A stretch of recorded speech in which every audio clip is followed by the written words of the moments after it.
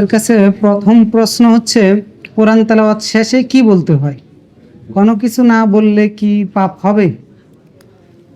কোরআন তেলাওয়াত শেষ হলে কোনো কিছু বলার কোনো আনুষ্ঠানিক নিয়ম নেই, বলার জন্য আনুষ্ঠানিক কোনো নিয়ম নাই। আমাদের দেশে আমরা একটা শিখিয়ে থাকি, বলিয়ে থাকি, সেটা হচ্ছে যে সাদাকাল্লাহুল আযীম। কিন্তু এটা কথা সত্য, আল্লাহ তো সত্য কথাই বলেন। কিন্তু এইটা নিয়ম যারা মনে করবে তাদের বেদাত হবে, আর উল্টা গুনাহ হবে। নিয়ম মনে না করে যদি কেউ কোরআন তেলাওয়াত করেছি, অর্থাৎ এতক্ষণ তেলাওয়াতে যা যা বলেছি আল্লাহ সব সত্য বলেছে, নিয়মের বাহিরে মনে করে যদি বলে তাহলে কোনো সমস্যা নেই। কিন্তু এটা সাধারণত বলা হয় তাকে নিয়ম মনে করে যে কোরআন তেলাওয়াত করেছি। কোথাও দেখা যায় কোনো ছেলেকে দাঁড় করিয়ে কোরআন তেলাওয়াত করাইলে সে তেলাওয়াত শেষ, এরপরে বলে যে সাদাকাল্লাহুল আযীম। এটা বাক্য ঠিক আছে, কিন্তু এটা আমল করার কোনো নিয়ম নয়।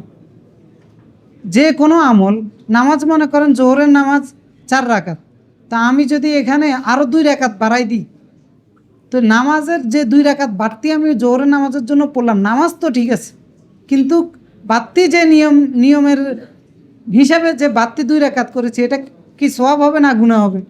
গুনাহ হবে, কারণ আমি একটা নিয়ম বানিয়েছি। কারণ জোহরের নিয়ম, জোহরের সালাতের ফরজ সালাত রাসূল এবং আল্লাহ ঠিক করে দিয়েছেন 4 রাকাত।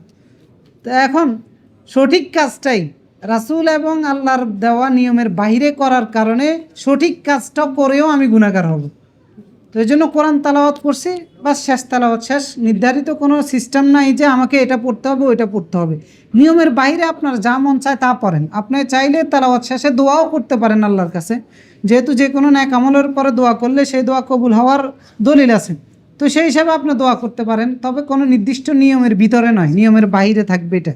নিয়ম মনে করে কোরআন তেলাওয়াতের পরে কিছু পড়লে বেদাত হবে, নিয়মের বাইরে যে কোনো কিছু পড়তে পারেন, কোনো সমস্যা নেই।